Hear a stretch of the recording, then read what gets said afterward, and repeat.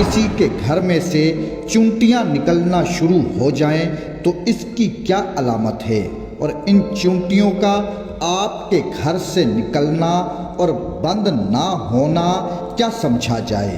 اور جس گھر سے چونٹیاں بہت زیادہ تعداد سے نکلتی ہیں، یہ چونٹیاں بند ہونے کا نام ہی نہیں لیتی، تو وہ لوگ اس ویڈیو کو آخر تک ضرور دیکھیں۔ انشاءاللہ ان کے لیے اس ویڈیو میں بہت ساری ایسی معلومات ہے جو آپ نے پہلے نہیں سنی ہوں گی۔ چونٹی ایک چھوٹا سا کیڑا ہے جس کا تذکرہ قرآن پاک میں بھی آیا ہے، بلکہ اس چونٹی کے نام سے پوری سورہ اللہ پاک نے نازل فرمائی ہے، جسے سورہ نمل کہتے ہیں، اور نمل چونٹی کو کہا جاتا ہے۔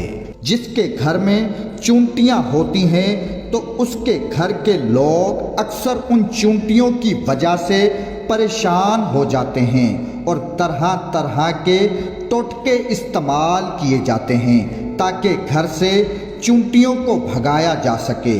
اور آج کی ہماری ویڈیو ان لوگوں کے لیے ہے جن کے گھر سے چونٹیاں نکلنا بند نہیں ہوتی، اور یہ حقیقت جاننے کے بعد جو آپ کو چونٹیوں کے ساتھ دشمنی ہے وہ بھی کم ہو جائے گی۔ اس حقیقت کو جاننے کے لیے ہم آپ کو حضرت سلیمان علیہ السلام اور ایک چونٹی کا واقعہ سناتے ہیں۔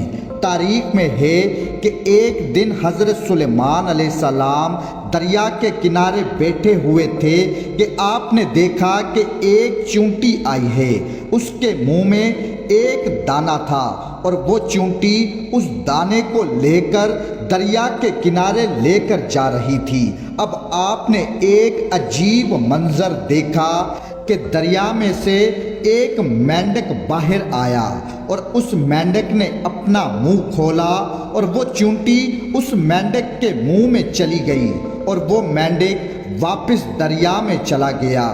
یہ سب منظر اللہ کے نبی حضرت سلیمان علیہ السلام دیکھ رہے تھے۔ اب کچھ دیر بعد وہ مینڈک پھر آیا، اس نے پھر منہ کھولا، اور چونٹی اس کے منہ سے باہر آ گئی۔ حضرت سلیمان علیہ السلام نے غور کیا تو ایک فرق محسوس ہوا کہ اس سے پہلے چونٹی جب مینڈک کے منہ میں گئی تھی تو اس کے منہ میں ایک دانہ تھا جو اب اس کے منہ میں نہیں ہے۔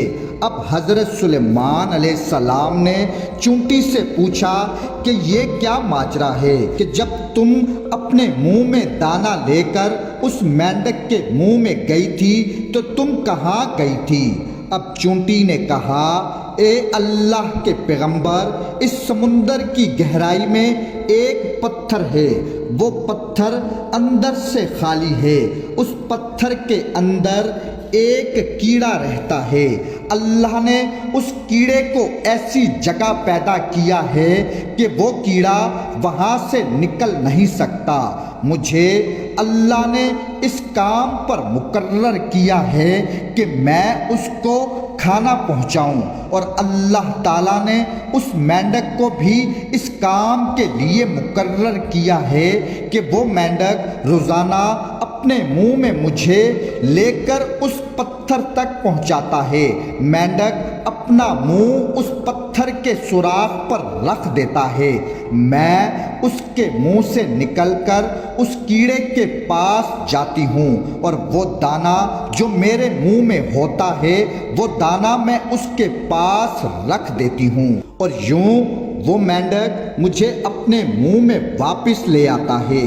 اب حضرت سلیمان علیہ السلام نے چونٹی سے فرمایا کہ جب تم اس کیڑے کے پاس اس کے لیے کھانا لے کر جاتی ہو تو وہ کیڑا کیا گفتگو کرتا ہے؟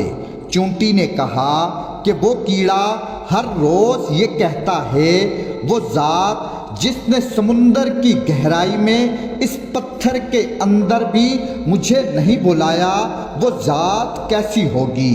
مومنین کرام، اب ہم آپ کو یہ بتائیں گے کہ مسلسل گھر سے چونٹیوں کا نکلنا کس بات کی علامت ہے۔ اہل دانش کے مطابق یہ ہے کہ جس گھر سے چونٹیوں کا نکلنا بند نہ ہو تو اس بات کی نشانی ہے کہ وہاں سے رزق کی فرمانی ہے، یعنی رزق کا آپ کے گھر آنا ہے۔ اور مومنین کرام، چونٹیوں کو بلا وجہ مارنا یہ بھی ایک ظلم ہے، کیونکہ یہ بھی اللہ تعالیٰ کی بنائی ہوئی مخلوق ہیں۔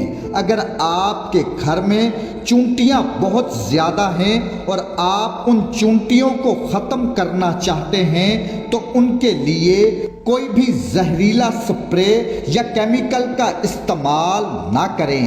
یہ اللہ کی بنائی ہوئی مخلوق ہیں، انہیں مارنے سے بہتر ہے کہ آپ قرآن پاک میں سورہ نمل کی آیت نمبر 18 کی تلاوت کریں، انشاءاللہ اس جگہ سے وہ چونٹیاں خود بھاگ جائیں گی اور یوں آپ کو چونٹیوں کو زہریلے پاؤڈر کیمیکل سے مارنا نہیں پڑے گا۔ بس مومنین کرام، میں آخر میں یہی کہوں گا کہ اللہ تعالیٰ کی بنائی ہوئی کسی بھی مخلوق کو بلا وجہ مارنا یہ بھی گناہ ہے۔ اللہم صلی علی محمد و آل محمد۔